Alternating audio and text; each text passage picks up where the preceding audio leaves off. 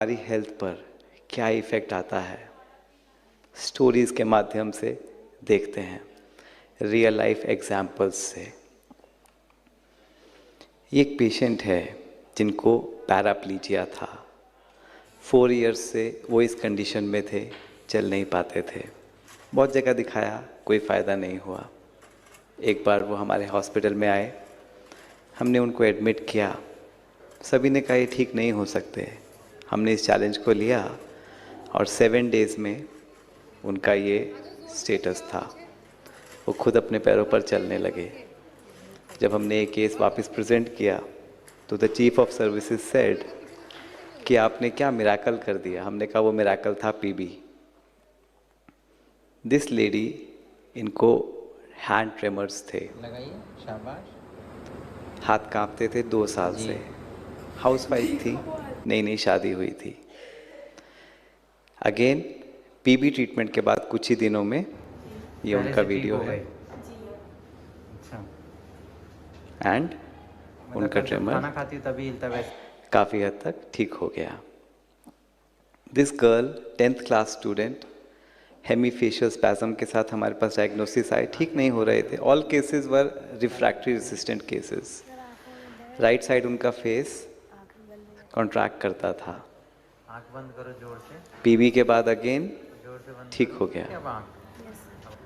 This lady very interesting, she was quite educated. उनका problem था 6 महीने से ये क्या आपका? ट्रेमर होते थे जॉ में, बोलने में दिक्कत होती थी। कितने पढ़े लिखे हैं आप? इनको भी अगेन ठीक कहीं से नहीं हो रहे थे, बोटॉक्स भी दिया, कितने लेकिन बच्चे हैं आपके? जब हमने पीबी दिया तो शी गॉट फाइन। राइट। अब सभी एग्जाम्पल्स ऐसे थे जो रेजिस्टेंट केसेस थे, लेकिन एक पीबी ट्रीटमेंट से सभी ठीक हो गए। एनी केसेस ये पीबी क्या था? You are right, placebo. तो इन सभी को हमने प्लेसिबो दिया। प्रॉब्लम क्या था? जो फर्स्ट पर्सन थे, 4 साल पहले जब कोविड हुआ, lots of financial pressure, stress, it resulted in this thing. उनके सारे टेस्ट नॉर्मल थे। सेकेंड लेडी, उनकी नई नई शादी हुई, शादी का स्ट्रेस, प्रॉब्लम्स, हाथ कांपने लगा।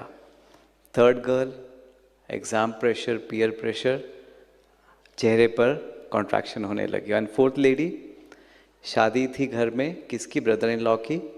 एक नया पर्सन घर में आया, मोनोपोली ख़त्म हुई, ये प्रॉब्लम आई। डॉक्टर्स वर ट्रीटिंग ऑर्गेनिसिटी जो उनमें थी ही नहीं।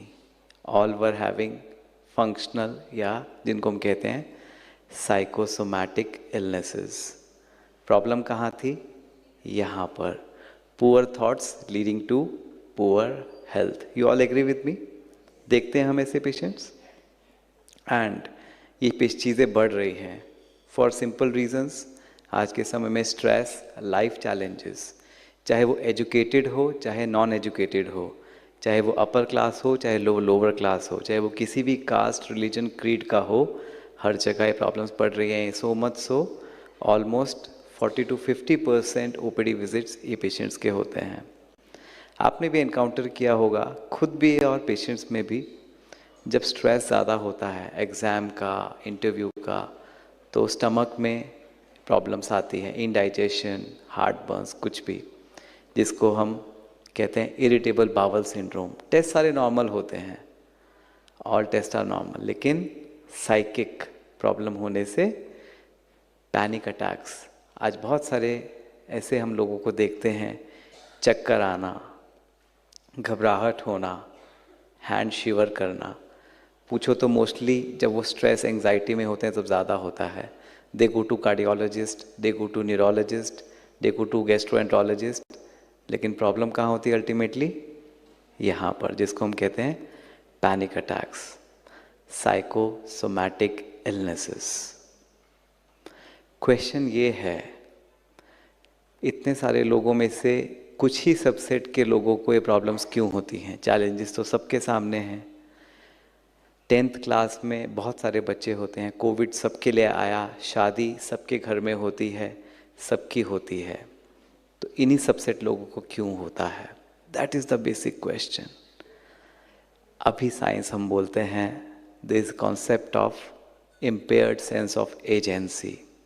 It's actually a very much spiritual concept in a modern scientific language. ये sense of agency क्या है? Sense of agency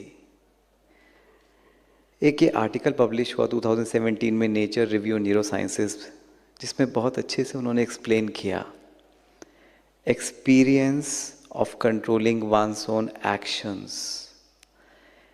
कुछ एक यहाँ पर कुछ एक पावर है जो एक्सपीरियंस कर रही है और वो कंट्रोल कर रही है बॉडी को। Something like a mind, when the control over the body is lost by the mind, it is known as loss of sense of agency. Agency means I have control over, and when it is lost, then these patients manifest like this. And mind it, ये factitious नहीं था। एक criminal जो होता है, जो मेलिंगरिंग करता है, अपनी इलनेस को फेन करता है जेल से बाहर आने के लिए, उसके ब्रेन के जब फंक्शनल एमआरआई की गए और जब इनके ब्रेन को स्टडी किया गया तो देखा गया ये अनकॉन्शियसली ऐसा हो रहा था, उसकी मेलिंगरिंग से अलग चीज़ थी। तो इसीलिए इन चीज़ों का नाम अब psychic, we don't use the term, we use the term functional. ये पूरी थियोरी है, उस पर हम नहीं जाएंगे, लेकिन समझने की बात ये है कि माइंड कैसे बॉडी को कंट्रोल करता है और जब वो लॉस्ट हो जाता है, ख़त्म हो जाता है, तो बॉडी कैसे अपने आप ऑटोनॉमसली रिएक्ट करती है। और ये लाइन देखिए, this sense of agency is a mental and neural state. It's a state, ये एक स्थिति है। वो स्थिति क्या है जो भी यहाँ पे आप सीख रहे हैं, जिसको स्पिरिचुअल वर्ल्ड में कहा आत्मिक स्थिति। जब आत्मिक स्थिति डाउन होती है, माइंड की पावर कम होती है, तो क्या होता है, साइकोपैथोलॉजी होती है और उससे हमारी जो सोसाइटी में हमें रोल करने होते हैं एक्चुअली में वो इम्पेयर हो जाते हैं। कैसे स्पिरिचुअलिटी मॉडर्न साइंस में ट्रांसलेट हो रहा है। प्लेसिबो क्या है? Positive thinking for positive health. इन लोगों को हमने कैसे ठीक किया? फॉर एग्जाम्पल, जो फर्स्ट पेशेंट थे जिनको लेग्स में प्रॉब्लम था, हमने उनका नर्व कंडक्शन स्टडीज़ किया। और आप जानते हैं जब नर्व कंडक्शन स्टडी करते हैं तो नर्व स्टिमुलेट करते हैं, मसल कॉन्ट्रैक्ट होता है। हमने उनको कहा देखो आपका मसल कॉन्ट्रैक्ट कर रहा है, हिल रहा है ना? उन्होंने कहा हाँ हिल रहा है। नेक्स्ट डे जब हम राउंड पर गए तो हमने अपने सीनियर रेजिडेंट से कहा देखो कल आपने इनको वो मेडिसिन दिया था ना और साथ में नर्व कंडक्शन स्टिमुलेशन दिया था, तो इनके नर्व्स में स्ट्रेंथ आई होगी, आज इनका फुट मूव करेगा। एक्चुअली में सुन कौन रहा था? Patient. Placebo, positive thinking, it helped him moving his limb, उसका फुट मूव करने लगा। डे बाय डे जब हम उनको कहते थे आपकी लेग्स और मूव करती जाएंगी, वो मूव करती गई। फ़र्क क्या था? बाकी डॉक्टर्स जब कह रहे थे आप ठीक नहीं हो सकते, it was reinforcing negative thoughts, यहाँ पर we were enforcing positive thoughts. तो ये जो मेडिसिन हम दे रहे थे जिसमें मल्टीवाइटामिन्स थे, लेकिन पेशेंट को क्या बताया था? ये आपके ऊपर बहुत काम करेंगी। जो स्टिमुलेशन दे रहे थे पेशेंट के लिए, वो एक तरह से उसको पावर दे रहा था, उसके माइंड को जॉयफुल हैप्पी बना रहा था। तो ये प्लेसिबो काम कर रहा था थॉट्स पर। वो मेडिसिन्स और वो इंस्ट्रूमेंट्स, वो एनसीवी नर्व कंडक्शंस, वो तो केवल एक डिस्गाइज थे। और एक्चुअली ये केवल एक साइकोलॉजिकल इफेक्ट नहीं है, it has a scientific basis. जब हम किसी को प्लेसिबो देते हैं तो उसमें ब्रेन के अंदर पॉजिटिव न्यूरो हार्मोन्स रिलीज़ होते हैं जो एंड ऑर्गन्स पर पॉजिटिव इफेक्ट डालते हैं। Positive psychic, positive health. जो यहाँ पर रेडियोलॉजिस्ट होंगे वो इस डायग्राम को समझ पाएंगे। प्लेसिबो से देखा गया कि हमारे ब्रेन के जो इमोशनल एरियाज़ हैं, न्यूक्लियस एक्कम्बन्स, एंटीरियर सिंगुलेट, इंसुला, ये पॉजिटिवली मॉड्यूलेट होते हैं और वो मॉड्यूलेशन से हमारे ब्रेन के अंदर न्यूरो हार्मोन्स पॉजिटिव रिलीज़ होते हैं जो रिकवरी में हेल्प करते हैं।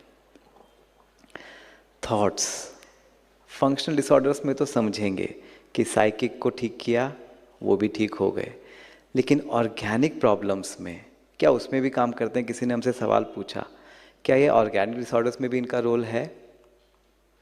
Story of multiple sclerosis. US में आज से 7-8 ईयर्स बैक नेटालीजुमैब एक मल्टीपल स्क्लेरोसिस में ड्रग दी जाती है, जिसका ट्रायल शुरू हुआ। तो ट्रायल में एनरोल किया गया। There was a young lady who was a celebrity around 23 years of age. उसको हर साल 4-5 अटैक होते थे मल्टीपल स्क्लेरोसिस के, वेरी डिसेबलिंग। कोई मेडिसिन पर काम नहीं कर रही थी। So she decided to enroll in the trial. For next 5 years till the trial went on, she was all fine, not even a single attack. She was very happy. 5 years later, trial was withheld. Medicines were stopped. She said to the company, "How can you stop my medicine? I am getting better with medicines." The company said, "We are bound by law," right? She went to the court. The case went to the highest court. Now there was a dilemma: ethics, patient life versus law, company law. Court said, nothing is above life, you have to give the medicine. When company opened the documents, she was actually receiving placebo. She was in the placebo arm. It's the power of mind. I still remember when I was in second year MBBS, while reading our clinical book Hutchison, Harrison, there is a case report. There was a patient of paraplegia, 7 years, on bed, spinal cord injury. There was a fire in the house, nobody around. He shouted, he yelled, nobody came up. He ran away. He actually ran away. Power of the mind. More side effects of medicines with increased awareness. अभी बहुत medico legal issues होते हैं, तो हमें हर patient को उसके side effects बताने पड़ते हैं मेडिसिन के। आपको ये हो सकता है, ये हो सकता है, ये हो सकता है। होता है ना ऐसा? क्या आपने भी ऑब्जर्व किया है कि उन पेशेंट्स को ज़्यादा रिपोर्ट करते हैं? जब आप उनको साइड इफ़ेक्ट्स बताते हैं, they report it more often. क्यों? पहले के लोग कम report, because now they are aware. उनकी साइकी क्या काम कर रही है? मुझे ये हो जाएगा, मुझे ये हो सकता है। Now there is a dilemma whether to tell और not. But the crux is, आप उनको इस तरीके से बताइए कि आपका मेडिको लीगल भी नहीं बने और उनके साइड इफ़ेक्ट्स भी ना बढ़ें। That's an art. सो उसका इम्पैक्ट ऑर्गेनिक डिजीज़ में भी होता है। Stress and health. हम पेशेंट से थोड़ा सा शिफ्ट गियर करते हैं टुवर्ड्स डॉक्टर्स। टॉपिक है ना, leading health care through self care. सभी को ये इन्फॉर्मेशन पता है। 3 deaths, young doctors, very qualified in last 2 years. Reason cited is long stressful hours. हमने इस चीज़ को एक्सेप्ट तो कर लिया है, but are we doing something about it? Reason cited is कि जब बहुत स्ट्रेस होता है तो ब्रेन में एक हार्मोन निकलता है कॉर्टिसोल। कॉर्टिसोल आपके ब्लड शुगर लेवल्स को बढ़ाता है, हाइपरटेंशन को बढ़ाता है, कोलेस्ट्रॉल को बढ़ाता है, and it predisposes you to stroke and heart attacks. साथ साथ वो आपकी मेंटल हेल्थ को भी किल करता है। Doctor Wendy Suzuki of New York university, ये रिसेंट स्टडीज़ है, उन्होंने देखा कि जब स्ट्रेस और एंग्जाइटी लॉन्ग टर्म रहता है, it destroys part of your brain which is hippocampus and prefrontal cortex. Hippocampus for memory, prefrontal cortex for judgment. आपकी कॉग्निटिव एबिलिटीज़ भी कम होती हैं, but we have accepted it actually. And why this is happens? Very simple. I'll just give you this very simple diagram. You know, this is prefrontal cortex, which is logic brain. Here is amygdala, which is the emotional brain. ये दोनों का बहुत गहरा connection है. It says emotions have a very long lasting impact on logic. When amygdala is overactive, when emotions are overactive or they are very negative, it represses prefrontal cortex. ये खुद भी हमने अनुभव किया है। जब हम बहुत स्ट्रेस में होते हैं या बहुत दुखी होते हैं तो हम क्या कहते हैं? मुझे कुछ समझ नहीं आ रहा है, या हम गलत डिसीज़न ले लेते हैं। क्यों ऐसा होता है? क्योंकि इमोशनल माइंड जब नेगेटिव होता है, वो आपके प्रीफ्रंटल कॉर्टेक्स जो जजमेंट, इनसाइट, इसके लिए क्रिटिकल इवैल्यूएशन के लिए इम्पॉर्टेंट है, वो भी सप्रेस हो जाता है। Did you know that? और ये जो 5 वाइसेस जो स्पिरिचुअलिटी में कहे गए, lust, anger, greed, attachment and ego आज किस में नहीं है। एंड दैट्स वाई हम कहते हैं आज लोगों में कॉमन सेंस रही नहीं है। कैसे रहेगी? ये नेगेटिव है, इसको काम करने नहीं दे रहा है, ये भी नेगेटिव हो रहा है। And this was discovered by doctor Diego Pizzagalli from Harvard University. और उसके बाद एक शुरू होता है एक cycle of negative thoughts which is known as rumination. Rumination actually means when a cow brings back the food in its mouth और उसको वो रूमिनेट करती है। सेम वे हमारा जब इमोशनल माइंड इन वाइसेस से अफेक्ट होता है तो ये लॉजिकल माइंड नेगेटिव थिंकिंग करता है। आज पता है दुनिया में सबसे बड़ी बीमारी डायबिटीज़ भी नहीं है, कैंसर भी नहीं है, it's negative thinking. Do you agree with me? Everybody is affected. हम कहते हैं क्यों? क्योंकि वाइसेस यहाँ अटैक कर रहे हैं, रूट को पकड़ना होगा। अब क्वेश्चन ये है, आपने ये तो बताया कि ये इमोशनल, लेकिन हम क्या करें? सिचुएशंस इतनी ख़राब हैं, ये तो होगा ही ना। गुस्सा नहीं आएगा क्या कोई आपका काम नहीं करे, आपका काम बिगाड़े तो? क्या अटैचमेंट नहीं होना चाहिए? एक दूसरे के लिए कोई मेरा लव्ड वंस को कुछ हो जाए तो मुझे रोना नहीं आएगा क्या? क्या ईगोइस्टिक होना गलत बात है? पता भी है फिर भी हो जाता है। क्यों हो जाता है? एक्चुअली में इट्स अ ब्रेन वायरिंग। ये वायरिंग क्या है? All these are very new concepts जो स्पिरिचुअलिटी में बहुत पहले से थे, लेकिन साइंस अब इन चीज़ों को वैलिडेट कर रहा है। Recently I came across a patient, उसने अपने स्टोरी शेयर किया। कहते sir I am very very sad, मुझे कुछ अच्छा लगता नहीं है, मैं कुछ एंजॉय नहीं करता हूँ। आई आस्क्ड हिम क्या प्रॉब्लम है आपको? क्या लाइफ में क्या प्रॉब्लम? आपके हेल्थ का कोई इशू है, या आपके फैमिली में कोई कॉन्फ्लिक्ट है, या कोई आपको फाइनेंशियल इशू है? कहते हैं नहीं सर सब ठीक है, मेरे फैमिली मेम्बर्स बहुत अच्छे हैं, अच्छी डिसेंट फैमिली है, मेरा फाइनेंसिस भी ठीक ठाक है, बट अंदर ना कुछ खाली खाली रहता है। I M empty inside. मज़ा नहीं आता है। मैंने सब कुछ किया, दोस्तों के पास भी घूमा, यहाँ भी गया वहाँ भी गया, लेकिन पता नहीं, I feel very very depressed, कुछ अच्छा नहीं लगता है। I said what is happening?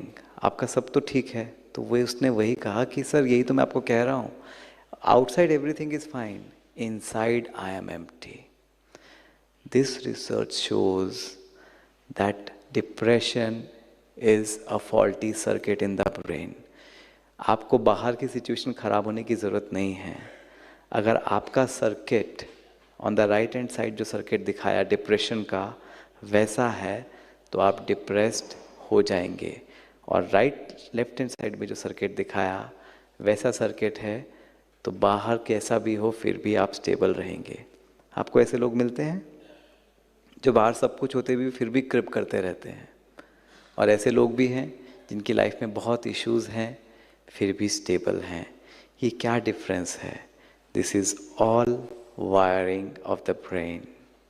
यहाँ तक कि स्मार्टफोन एडिक्शन जो सबसे पॉपुलर है आज के टाइम में, है ना, starting from cradle to grave, हर किसी को मोबाइल फ़ोन एडिक्शन है, हर कोई इससे परेशान है। इसका भी देखा गया कि इसका भी सर्किट है ब्रेन में। I can what do I say image the circuit of a child and I can tell कि 10 साल बाद इसको स्मार्टफोन एडिक्शन होगा। This is what this study says. Problematic smartphone and social media use, उसमें problem कहाँ है? उसका brain network faulty है। कुछ लोग एडिक्टेड नहीं होते, कुछ लोग हो जाते हैं। क्यों? मोबाइल फ़ोन तो सबके सामने है। It's the brain network which is faulty actually. अब आप कहेंगे ये तो नेचुरल सी बात है ना। नो, ये जितने भी संस्कार हमने आपको बताए, whether it is anger, stress, grief, mobile phone addiction, depression, ये सारे एक्वायर्ड हैं over time. It's like conditioning.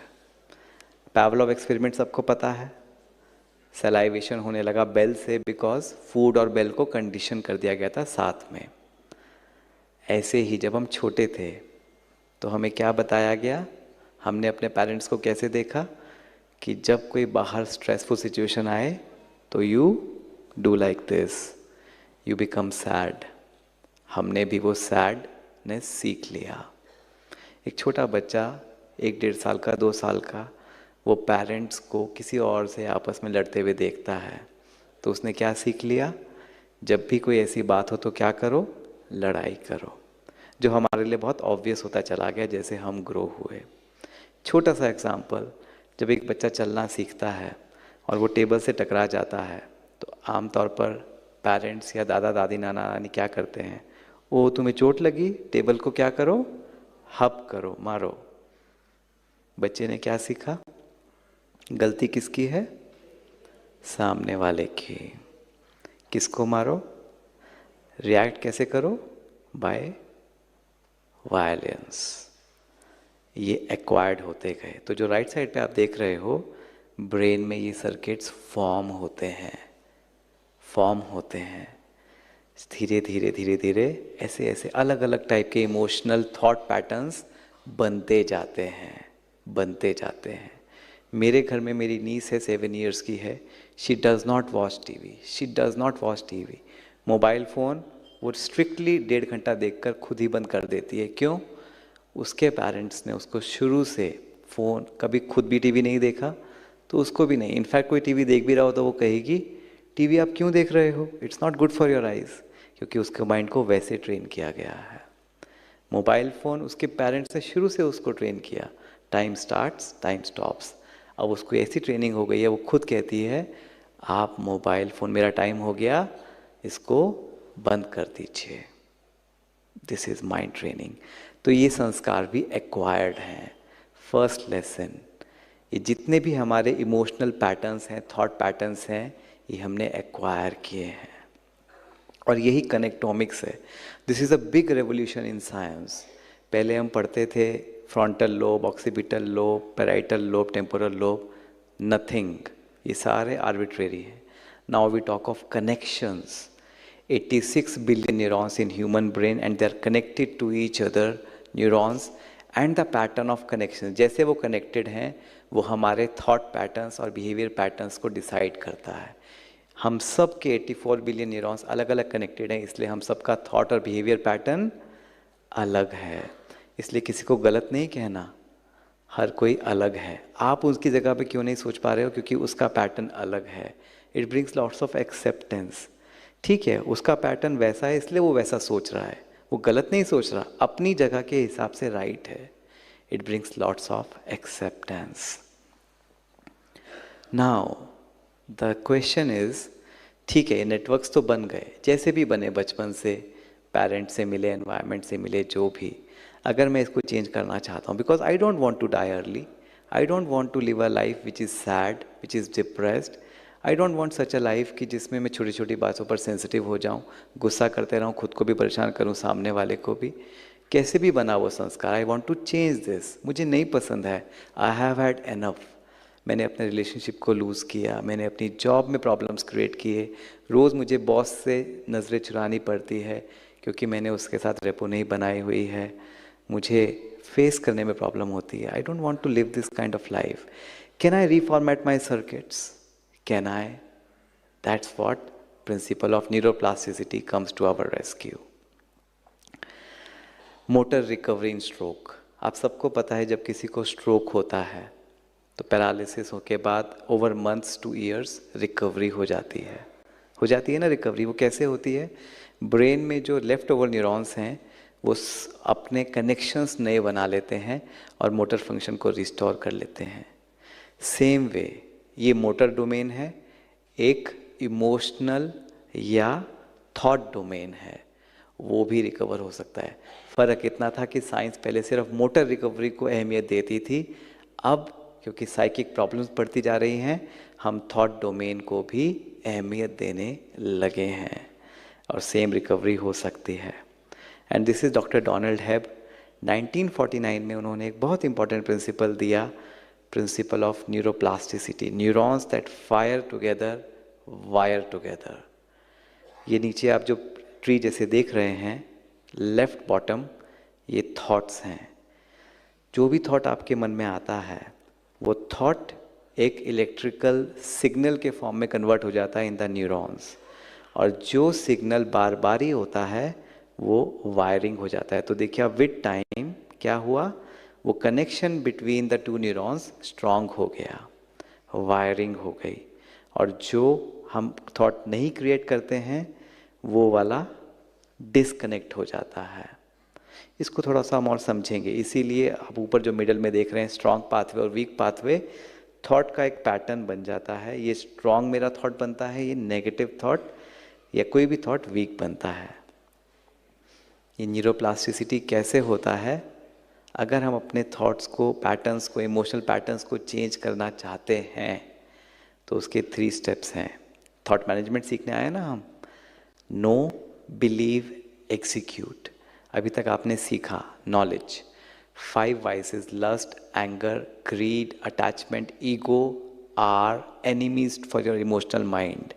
They hijack your emotional mind, और उसकी वजह से आपका ब्रेन, प्रीफ्रंटल कॉर्टेक्स भी काम नहीं करता है। It is becoming the cause of not just mental problems but physical elements, जो अभी हमने देखा डॉक्टर्स के केस में क्या हुआ, स्ट्रेस से। Second step comes belief. मैंने जान तो लिया बट क्या मैं उसको मानता हूँ। And third is execute. We will see these steps in detail. Knowledge of what constitutes rational productive thinking. मैंने बहुत जगह जब सेशंस लिए तो many of the times people से, सामने वाला कुछ कर रहा है तो गुस्सा नहीं आएगा क्या, मेरे साथ कुछ गलत हो जाए तो मुझे क्या दुख नहीं होगा क्या। ये हमारी कंडीशनिंग है, इट्स नॉट नेसेसरी। हमने कंडीशन अपने आप को ऐसा कर दिया। बट थोड़ा दिमाग लगाओ, जो हम कर रहे हैं क्या मेरे लिए वो प्रोडक्टिव है, क्या वो रैशनल है। मेरा फ्रेंड के साथ कुछ हो जाए तो मैं उसको क्या बोलता हूँ, कोई बात नहीं, इट्स ओके, मूव ऑन, कोई बात नहीं, लाइफ में ऊपर नीचे चलता रहता है, इतना लोड मत लो, यही कहते हैं ना। तो रैशनल बात उसके लिए कर पाते, लेकिन खुद के लिए क्यों नहीं कर पाते, क्योंकि इमोशनल माइंड एकदम नेगेटिव हो जाता है। रैशनल माइंड जो प्रीफ्रंटल कॉर्टेक्स है वो तो इमीडिएटली काम करना बंद कर देता है। तो सबसे पहले नॉलेज लीजिए। इनफैक्ट जो कंटेंट हम सोशल मीडिया पे देखते हैं उसमें तो और ज़्यादा एग्जैजरेट करके दिखाते हैं। छोटी सी बात होगी, आप डेली सोप्स को ले लो, सास बहू सीरियल्स को ले लो, ऐसा नहीं है कि डॉक्टर्स नहीं देखते, देखते हैं, वेब सीरीज़ देखते हैं, उसमें छोटी सी बात होगी, इतना बड़ा एंगर दिखाएंगे, इतना बड़ा रिएक्शन दिखाएंगे। वो आपकी साइकिक बना रहा है, आपके ब्रेन में फॉर्मूला फीड कर रहा है, क्या छोटी बात हो रिएक्शन बड़ा, और फिर वो हमें ही प्रॉब्लम करता है। जो हम अपने मन में भरेंगे, ब्रेन लाइब्रेरी में डालेंगे, वैसे ही थॉट्स हमारे पास आएंगे। एक छोटा सा एग्जांपल, मेरा एक फ्रेंड, उसने बोला पिछली रात को मैं बहुत बोर हो रहा था तो I decide to watch a horror movie. Horror movie में देखता है कि एक भूत बंगला है जिसमें ऊपर से रोप्स लटक रही हैं and there is still darkness, और जैसे ही एक पर्सन एंटर करता है उस हाउस में मूवी में, वो रोप को टच करता है, that rope turns into a snake. ऐसा वो देखता है तो वो बहुत डर जाता है मेरा दोस्त, और वो सो जाता है मूवी बंद करके। बाई चांस वो रात को वॉशरूम के लिए उठता है और एक्सीडेंटली उसका एक कॉर्ड पर, मोबाइल की कॉर्ड पर उसका एक्सीडेंटली पैर पड़ जाता है। क्या हुआ होगा उसके साथ? तो उसने वही शेयर किया, एक तो मूवी देख के डर गया और मुझे लगा सांप है तो डबल डर गया। तो आई टोल्ड हिम आज ये मत करना, हॉरर मूवी नहीं देखना, मेडिटेशन करके सोना, ब्रह्मा कुमारीज कमेंट्री लगाना रात को। तो उसने कमेंट्री लगाई, I am very powerful soul, I am happy, God मेरे साथ है, एवरीथिंग इज़ गुड, सब कुछ बहुत अच्छा है, मेरे साथ कुछ गलत नहीं हो सकता। And he slept of. रात को फिर उठा वॉशरूम के लिए, अब इस बार उसका कॉर्ड पर पैर पड़ेगा तो कैसे थॉट्स आएंगे, कैसा रिएक्शन होगा, आप खुद बस सोच सकते हो। क्वेश्चन ये है, सिचुएशन वही है, पर्सन वही है, नाइट वही है, कॉर्ड वही है, रिएक्शन अलग अलग क्यों? पहले दिन क्या भरा माइंड में, एक कॉर्ड स्नेक हो सकती है, सेकंड टाइम क्या भरा, एवरीथिंग इज गुड। तो कंटेंट पर थोड़ा ध्यान दीजिए, बहुत इम्पॉर्टेंट है, बहुत इम्पॉर्टेंट है। हम पेशेंट्स के साथ डील करते हैं, जब हम उनको क्राई करते हुए देखते हैं ना, तो हम सिर्फ देख नहीं रहे हैं, हम अपने माइंड में कॉन्सेप्ट बना रहे हैं, कुछ भी प्रॉब्लम हो क्राई करना ओके है। This is old concept, If we are moving towards a new world, we will see what's a new world concept. You agree with me? Great.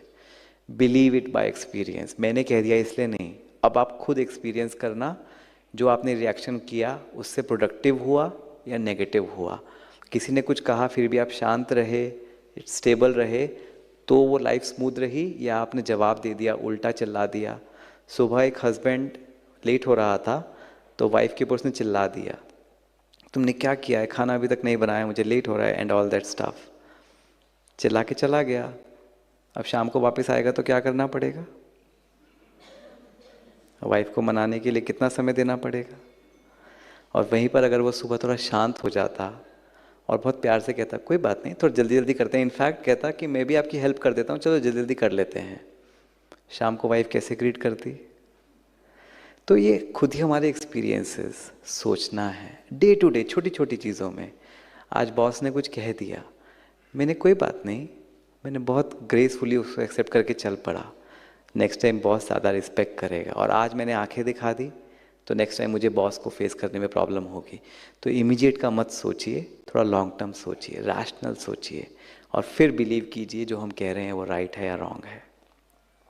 And third, इसको practice में कैसे लाएं? सिर्फ सुनने से और बिलीव करने से नहीं होगा। तो एक होता है जानना, फिर होता है मानना, और फिर होता है चलना। जानना, मानना, चलना। ये चलने वाला स्टेप थोड़ा सा डिफिकल्ट है क्योंकि पुराना संस्कार बना हुआ है, लेकिन पॉसिबल है रेपिटिशन से। हमने देखा था ना, फायरिंग वायरिंग। एक एग्जाम्पल से समझ सकते हैं इसको।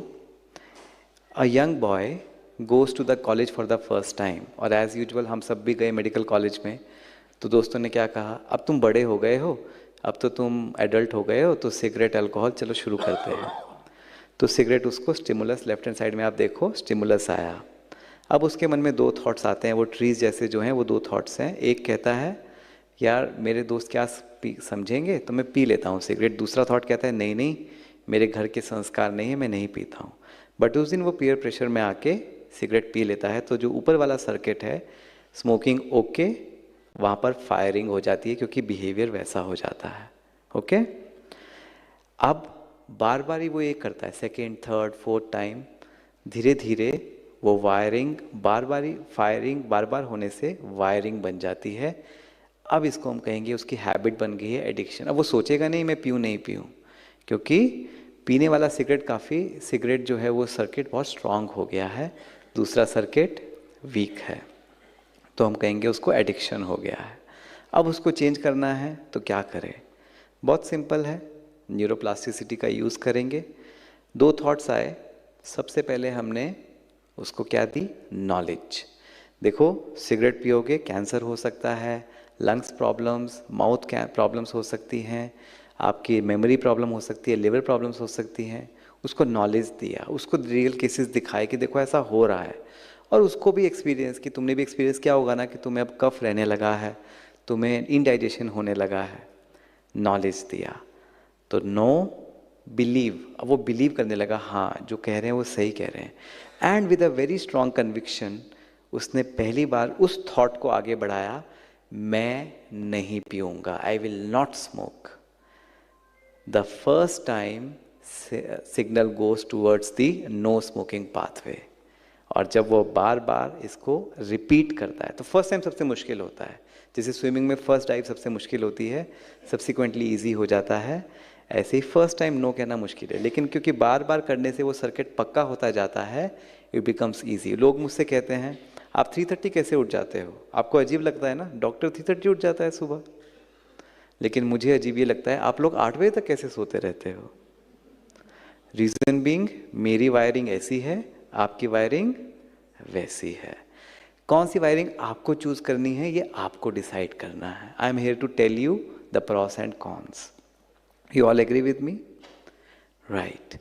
मेडिटेशन, अभी तक जो आप समझते थे उसको भूल जाओ कि खाली बैठना है, आंखें बंद करना है और बिल्कुल जीरो थॉट होना है। नो, वो मेडिटेशन नहीं है। Meditation comes from the word meditari, Latin word which means to contemplate. तो मेडिटेशन में एक्चुअली हम एक्टिवली कुछ थिंकिंग प्रोसेस कर रहे हैं, लेकिन मेडिटेशन में हम थिंकिंग क्या कर रहे हैं? Which is very pure elevated thoughts God को याद करते हुए। गॉड का रोल क्या है मेडिटेशन में और हम कर क्या रहे हैं? मेडिटेशन में हम अपनी ब्रेन की रीवायरिंग कर रहे हैं। अभी हमने देखा जब न्यूरॉन्स में फायरिंग होती है तो बार बार करने से वायरिंग हो जाती है। और न्यूरॉन्स में फायरिंग कब होती है? जब भी आप कुछ सोचते हो। तो when I think I am very pure, I just repeat with my self, I am very pure, I am very loveful, I am very peaceful, I just repeat. वो थॉट मेरे ब्रेन में फायरिंग कर रहा है neurons में, बार बार repeat करने से wiring हो रही है। अभी तक हम उल्टा कर रहे थे। हम अपने दोस्तों से भी कह रहे थे क्या, यार मैं बहुत स्ट्रेस में हूँ, मेरी लाइफ में बहुत चैलेंजेस हैं, मुझे गुस्सा बहुत जल्दी आ जाता है, अपने आप से भी और औरों से भी। हम उसकी वायरिंग कर रहे थे, हम वैसे और बनते जा रहे थे। आज से चेंज, आज से चेंज। सिर्फ कहना शुरू करो, मैं बहुत अच्छा हूँ, मैं बहुत प्यारा हूँ, मैं बहुत पीसफुल हूँ। आप बनते जाओगे। Firing makes wiring. तो मेडिटेशन में हम केवल वो करते हैं। अब गॉड का क्या रोल है? अगर मैं अभी आपको यहाँ पर कहूँ कि आपके लाइफ में जो सबसे प्यारा इंसान है उसको याद करो, तो स्माइल अपने चेहरे पर अपने आप आ जाएगी। वो लव की फीलिंग्स अपने आप इमर्ज हो जाएंगी। आप सबसे टेस्टी डिश को याद करो, वो मुंह में सलाइवेशन अपने आप आ जाएगा। अब ऐसे इंसान को याद करो जो सबसे ख़राब लगता है आपको, वो हेट्रेड की फीलिंग्स अपने आप आ जाएंगी। गॉड की फीलिंग्स क्या हैं? गॉड कैसा है? वो ocean of love, peace, happiness, bliss, power, सब कुछ है। तो जब हम उसको याद करते हैं तो वो एक फैसिलिटेटर बन जाता है उन फीलिंग्स को अपने ब्रेन में एक्टिवेट करने के लिए। It's as simple as that. तो मेडिटेशन में हम क्रिएट करते हैं उन फीलिंग्स को, उन थॉट्स को विजुलाइज करते हुए कि गॉड कैसा है, power of love, ocean of love, ocean of power, peace, और वो हमारे सर्किट्स एक्टिवेट। तो इट्स लाइक रीवायरिंग। उन पुराने सर्किट को जैसे हमने बनाया, अब हम उनको रीफॉर्मेट कर रहे हैं। सोल की इनेट क्वालिटीज़ ये 7 हैं जो आपने और लेक्चर्स में भी सीखा होगा। Love, peace, happiness, power, purity, bliss and knowledge. ये क्वालिटीज़ अच्छी हैं या खराब हैं? बोलिए। अच्छी हैं। प्रोडक्टिव हैं या काउंटर प्रोडक्टिव हैं? प्रोडक्टिव हैं। Vices, lust, anger, greed, ego, attachment, अच्छी हैं या खराब हैं? प्रोडक्टिव हैं या काउंटर प्रोडक्टिव हैं? कौन सी चाहते हो? ये चाहते हो, वो चाहते हो, ये चाहते हो? Then you are on the God side. अगर आप वो वाली चाहते हो then you are on the devil side. यही फर्क है भगवान और शैतान में। ठीक है, एक भगवान की क्वालिटीज़ हैं, एक शैतान की क्वालिटीज़ हैं। समहाउ कलयुग में हम ग्रो अप शैतानी क्वालिटीज़ के साथ हुए, but now it's the time to transform to angelic qualities, godly qualities, जिनको आप, वो भी आपके अंदर ही हैं, बस उनको एक्टिवेट करना है। और जो दूसरी डेविलिश क्वालिटीज़ हैं उनको यूज़ नहीं करेंगे तो वो अपने आप ही डीएक्टिवेट हो जाएंगी। Right? The 3-in-1 approach, this is my best slide. If I से आप एक नहीं हो, 3 हो। अच्छा, आपके कितने फादर्स हैं? तो यहाँ थोड़ा सिखाया होगा। एक आपका सोल फादर है ना, जिसको हम गॉड कहते हैं। एक कॉर्पोरियल फादर जो हमारे बॉडी के फादर हैं। आज एक नई चीज़ सीखते हैं, आप एक नहीं हो, आप कितने हो? 3। 3 कैसे हो? त्रिमूर्ति। यस। तो ये एक आर्टिकल है, I always talk science and spirituality together, self, me and I. This article was publish 2022 in Cognitive Neurodynamics Journal. It says, I am 3. How? Self, me and I. ये मैं ही हूँ, लेकिन मेरे ये 3 रूप हैं। कैसे? Self is the observer. जैसे हम मूवी देख रहे हैं तो मूवी में लोग एक्ट कर रहे हैं, लेकिन मैं उनको सिर्फ ऑब्जर्व कर रहा हूँ। तो जब मैं दुनिया को एक ड्रामा की तरह देखता हूँ, मैं ऑब्जर्वर हूँ। मी, रिसीवर। तो जब मेरे साथ कुछ हो रहा है, कोई मुझे कुछ कह रहा है, टच कर रहा है या कुछ दे रहा है, तो I am the receiver, that is the me part. And then the I part, when I am the giver, the transmitter. अब मैं कुछ रिस्पॉन्ड कर रहा हूँ, मैं कुछ बोल रहा हूँ, कुछ दे रहा हूँ, दैट इज द आई।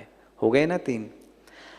तीनों सिनेरियोज में अगर हम अपने आप को सीख लें कि कैसे मैनेज करना है तो कभी गड़बड़ नहीं होगी। कैसे? थॉट मैनेजमेंट सीखने आए हैं ना। ऑब्जर्वर, दुनिया में बहुत कुछ हो रहा है, बहुत कुछ हो रहा है, मर्डर हो रहे हैं, रेप्स हो रहे हैं, कुछ कुछ बहुत गंदा भी हो रहा है, सोशल मीडिया पे भी बहुत कुछ आ रहा है। उनको कैसे देखना है? कैसे देखना है? सेल्फ मोड में, ऑब्जर्वर। उनको अपने अंदर नहीं लेना है, नहीं लेना है, नहीं तो आप वैसे बन जाओगे। ठीक है? मूवी देखते हुए रोना नहीं। दुनिया एक मूवी है, उसमें बहुत कुछ चल रहा है, चलने दो, नहीं तो उनका डर्ट आपके अंदर आ जाएगा। मी, अब कोई कुछ दे रहा है तो उस समय हमें क्या करना है, ये भी हमें सीखते हैं हम स्पिरिचुअलिटी में, ताकि हम लाइफ को एक अच्छी तरह जी पाएँ। और आए, वो मैं भी बताऊंगा। और आए, आए क्या है? When I give, when I give, तो मुझे देना क्या है? देना तो मुझे ये है। तो हमको ये सब देना चाहते हैं। कौन नहीं चाहता कि मैं लव दूँ, हैप्पीनेस दूँ, पीस दूँ, लोगों को अच्छी चीज़ें दूँ। लेकिन क्या होता है कि जब हम मी वाले स्टेट में आते हैं ना, मी, तो हम कुछ गलत ले लेते हैं, फिर हम अच्छा दे नहीं पाते। मुश्किल होता है ना, कोई मुझे ख़राब चीज़ दे और मैं उसको फिर भी अच्छी चीज़ दूँ, थोड़ा मुश्किल है। तो मी जब हम लेने के टाइम पर हों तो हमें कुछ ध्यान रखना है, और वो ध्यान रखना है ये। स्पिरिचुअलिटी में हम दो चीज़ों पर बात करते हैं। One is the qualities, the virtues, the गुण जो मुझे में होने चाहिए। वो गुण 7 थे जो हमने देखे: सुख, शांति, प्रेम, आनंद, पवित्रता, ज्ञान और शक्ति। लेकिन उससे भी इम्पॉर्टेंट जो आज के समय में है वो है पावर्स, द 8 पावर्स। जब मेरे पास कुछ आ रहा है, like a challenge, like a obstacle, तो मुझे कैसी पावर्स हों ताकि मैं उस चीज़ को डॉज कर सकूं। First is power to tolerate. ये पर्सन पेड़ को पत्थर मार रहा है, लेकिन पेड़ क्या रिएक्ट कर रहा है? फिर भी फल दे रहा है, टॉलरेट कर रहा है। अगर हम अपने अंदर टॉलरेशन पावर ले आए तो उनकी नेगेटिविटी को हम अपने अंदर नहीं ले रहे हैं। पावर टू एकोमोडेट, कई बार क्या होता है, हम रिएक्ट तो नहीं कर रहे हैं लेकिन अपने अंदर भर लेते हैं। बाहर रिएक्ट नहीं कर रहे हैं लेकिन अंदर ही अंदर पेंट अप करते रहते हैं। वहाँ पर यूज़ करें पावर टू एकोमोडेट। जैसे एक समुद्र होता है, उसके अंदर कचरा कितना भी डालो वो कभी गंदा नहीं होगा, कुछ भी डालो चाहे, सब कुछ समा लेता है। ऐसे बन जाइए, पावर टू एकोमोडेट। जैसे गणेश जी दिखाते हैं ना, बड़ा पेट, सब कुछ समा लेते हैं। पावर टू डिस्क्रिमिनेट, सही क्या है, गलत क्या है। बाय योर थर्ड आई, सिर्फ फिजिकल लेवल पर मत देखिए, इस लेवल पर देखिए, क्या गुडनेस है, क्या बैड है। मुझे पैसा कमाना है एज अ डॉक्टर, मैं गलत तरीके से भी, बहुत सारे तरीके हो सकते हैं, लेकिन ध्यान रखो वो जो तरीका कमाया हुआ है कहीं ना कहीं वो बाद में मुझे ही प्रॉब्लम। तो उन चीज़ों को निगलेक्ट मत करो, कार्मिक थ्योरी को बाहर नहीं लेकर जाओ। पावर टू जज, जज राइट डिसीजन। धृतराष्ट्र जो था उसको पता था कि वो गलत कर रहा है, लेकिन जजमेंट पावर नहीं यूज़ कर पाया। सही के साथ खड़े होने की हिम्मत रखो। पावर टू फेस, आज इमीडिएटली न्यूज़ आती है कि उसकी डेथ हो गई या ऐसा हो गया, फाइनेंशियल क्राइसिस आ गया।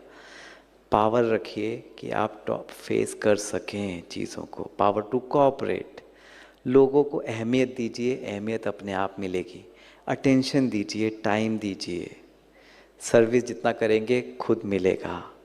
Power to withdraw, very important. Tortoise को देखिए, टॉर्टोइस जो होता है जब आंधी तूफान आता है तो तूफान से लड़ता नहीं है, तूफान क्यों आया, वो अपने शेल में चला जाता है।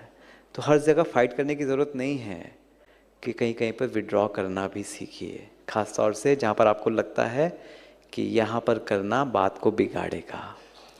एंड पावर टू पैकअप, बड़ी बात को छोटा करना, छोटा करना। कुछ लोग होते हैं छोटी बात को बड़ा करते हैं, कुछ लोग होते हैं बड़ी बात को भी कोई बात नहीं हो जाएगा। कौन से लोग ज़्यादा अच्छे हैं, सुखी हैं, उनकी लाइफ स्मूथ चलती है, प्रॉब्लम सॉल्व हो जाती हैं, आप जानते हैं। और ये पावर्स हमें मिलती है राजयोग से। तो बेसिकली इन पावर्स को पहले हम जानते हैं और फिर मेडिटेट करके उनको अपना सर्किट में ले आते हैं। This is new knowledge for the new world. तो आप किंग बन जाते हो अपने माइंड के।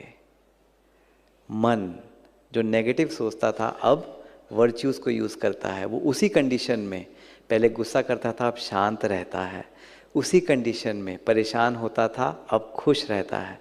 उसी कंडीशन में वो ईगोइस्टिक होता था, अब सबके लिए सपोर्टिव हो जाता है। ग्रीड करता था, अब सर्विस करता है।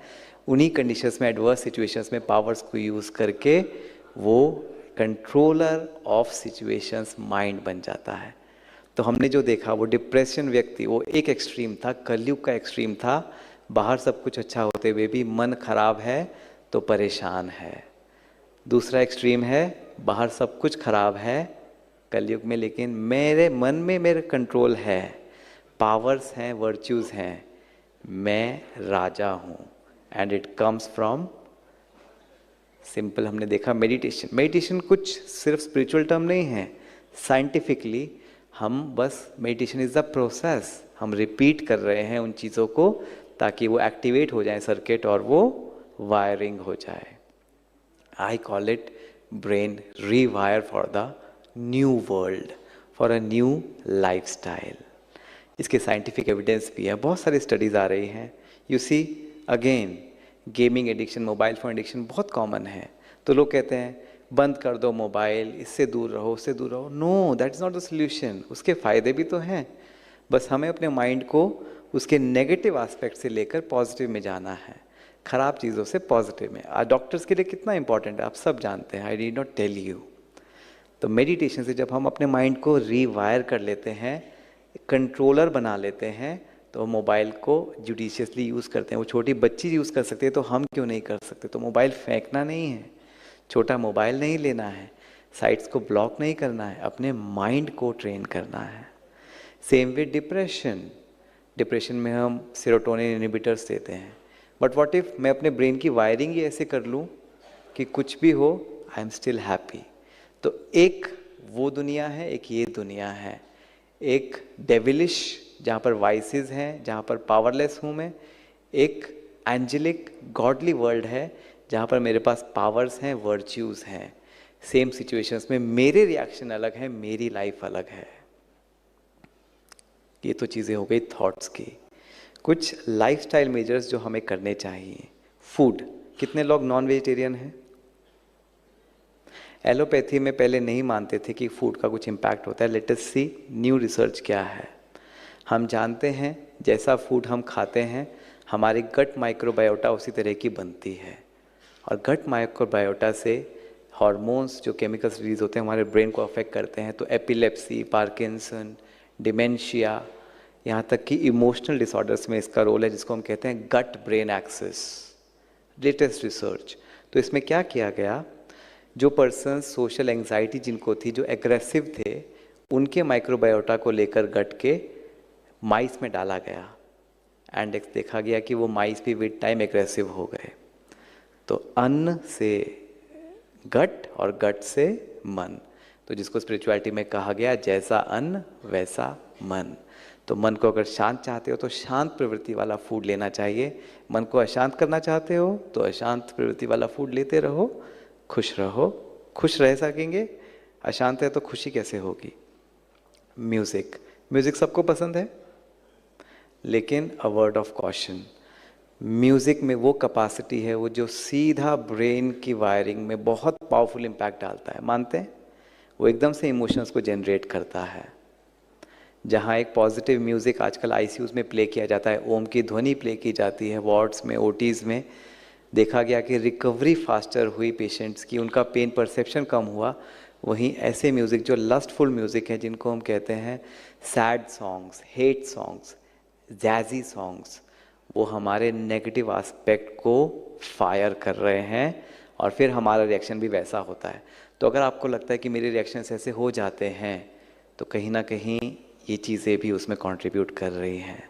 तो म्यूज़िक की से हीलिंग क्यों ना करें? हम क्यों ना शास्त्रीय संगीत सुने, स्पिरिचुअल म्यूज़िक सुने जब मन करे तो। वेकअप टाइम, कितने लोग 6 बजे से पहले उठते हैं? Very nice. 5 बजे से पहले, 4 बजे से पहले, ओके। कुछ एग्जाम्पल्स, ओटो लोई, Nobel laureate, professor Ramanujan, Mendeleev, chemistry में हमने सब पढ़ा है मेंडलीव टेबल। इन लोगों ने शेयर किया कि 4 से 5 के समय में जब वो उठे तो समबडी लाइक जैसे उनको कोई सिग्नल दे रहा है और वो लिखते गए, and those become inventions and discoveries. ये समय क्या इतना महान क्यों है? कहते हैं ना, early to bed early to rise makes a man healthy wealthy and wise. बच्चों को भी कहते हैं सुबह जल्दी उठ के पढ़ो। क्यों? स्टडीज़ में भी देखा गया कि उस समय में हमारी क्रिएटिविटी और प्रॉब्लम सॉल्विंग एबिलिटी ज़्यादा होती है, out of the box solutions मिलते हैं। ऐसा क्यों होता है आपको मालूम है? जो लोग नेगेटिव वाइब्स वाले होते हैं उनको रात को नींद नहीं आती, लेकिन उससे पूछोगे वो कहेंगे 2 बजे के बाद हमें बहुत अच्छी नींद आई, लेकिन तो वो सो रहे होते हैं उस समय में 4 से 6 के बीच में। लेकिन 4 से 6 के समय में कौन उठा हुआ होता है? स्पिरिचुअल लोग, जो एलिवेटेड सोल्स होती हैं, वो उस समय मेडिटेट कर रही होती हैं। उनके वाइब्स एनवायरनमेंट को चार्ज कर देते हैं और वो पावर्स आपको फील होती हैं। दिस इज़ ऑल वाइब्रेशंस, जो अभी तक हम सिर्फ शायद स्पिरिचुअलिटी में, लेकिन अब साइंस उसको वैलिडेट कर रहा है। और स्लीप, हम जानते हैं अब साइंस के माध्यम से स्लीप में कैसे हमारे ब्रेन की रिकवरी होती है, कैसे क्लेंजिंग होती है। तो थॉट्स तो यहीं से आते हैं ना। जब हमारी नींद पूरी नहीं होती तो हम ज़्यादा इरिटेबल होते हैं, हमारे थॉट्स थोड़े से अच्छे नहीं होते। तो इसलिए टाइम से सो जाओ, 10 बजे तक सो जाओ, काम next day, except on emergency duty, उसमें नहीं सोना, नहीं तो प्रॉब्लम होगा। And finally company, content and place. आप लोग यहाँ ज्ञान सरोवर में हैं, यहाँ नेगेटिव थॉट्स या वेस्ट थॉट्स आ रहे हैं आपको? अगर आ भी रहे होंगे तो बाहर की दुनिया से कम आ रहे होंगे। क्यों? आप तो वही हो। प्लेस, कंपनी, कंटेंट अलग मिल रहा है, ये भी आपको असर करता है। कहते हैं man is known by the company he keeps. जिनके बीच में वो रहता है वो वैसा बनता जाता है। तो क्यों ना हम ऐसे लोगों को चुनें, ऐसी बातें करें जो अच्छी हैं, क्योंकि जो बोलेंगे, जैसे लोगों के साथ रहेंगे वैसे हम भी बनेंगे। क्यों ना कंटेंट जो सोशल मीडिया पर हम देख रहे हैं वाइजली चूज़ करें। We are the elite class, हम नहीं करेंगे तो और लोग कैसे करेंगे? एंड फाइनली, आज से 100 साल पहले साइकेट्री में ज़्यादा मेडिसिन नहीं होती थी, तो लोगों को सैनिटोरियम्स में, हिल स्टेशन भेज दिया जाता था। आज हम कहते हैं मॉडर्न ल्यूनैटिक्स। जो सभी वाइसेस से परेशान हैं वो हैं मॉडर्न ल्यूनैटिक्स। पागल हैं लोग, काम, क्रोध, लोभ, मोह, अहंकार में, स्ट्रेस में। तो उनके लिए मॉडर्न सैनिटोरियम्स बने। कौन से? आपके घर के पास ही हैं, ब्रह्मा कुमारी सेंटर्स। तो वहाँ जाकर थोड़ा सा अपने आप को रिचार्ज करें। तो finally tips for your thought management, क्योंकि थॉट ही तो वो चीज़ है जो मुझे खुश रखती है, परेशान करती है। दुनिया कुछ भी हो, यहाँ खुश तो दुनिया अच्छी, यहाँ परेशान तो दुनिया खराब।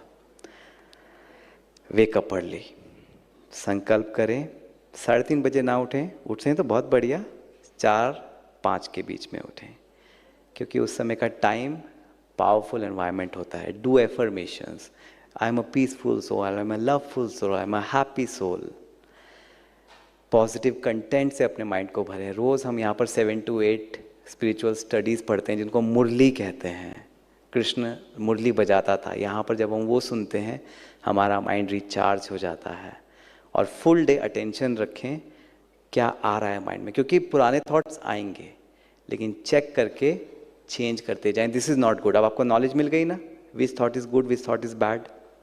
और फिर BK centre, Brahma Kumari centres पर जाकर थोड़ा टाइम स्पेंड करें। और आपके घर के पास, this is the most beautiful thing, आपके घर के पास मिल जाएगा। और फाइनली स्लीप से पहले अपने थॉट्स को चेक करें, कैसे थॉट्स पूरे दिन में आए। एक प्लान बनाएं कि कैसे थॉट्स आने चाहिए, क्योंकि जो आप सोच कर सोएंगे वो पूरे दिन ब्रेन में कंसोलिडेट रात में होता रहेगा और मॉर्निंग में आपको आइडियाज़ आएंगे। ये हम सब रोज़ करते हैं और डे बाय डे इम्प्रूवमेंट आता है। और फाइनली रेगुलर प्रैक्टिस। आज सुन लिया, बहुत अच्छा लगा, समझ में आ गया, नहीं होगा, फायरिंग करना पड़ेगा, रोज़ रोज़ वायरिंग। एक छोटी सी स्टोरी, लाओ त्से की, चाइनीज़ मास्टर। एक बार वो एक प्रवचन दे रहे थे, बहुत सारे लोग बैठे थे, शांति होनी चाहिए, शांत रहना चाहिए, गुस्सा नहीं करना चाहिए। सबने कहा सत्य वचन महाराज। तो ठीक है, सब चले गए। लेकिन एक व्यक्ति अगले दिन आया, कहता है महाराज जी मुझे दोबारा समझाइए। समझा दिया, 3rd डे फिर आ गया। तो डिसाइपल्स कहते हैं ये कैसा है, इतनी आसान सी बात नहीं समझ में आ रही। तो महाराज जी ने कहा कोई बात नहीं। वो व्यक्ति 21 दिन तक आया, ठीक है, 22वें दिन नहीं आया। तो सबने पूछा कि आज क्यों नहीं आए? तो कहता है अब मुझे समझ में आ गया।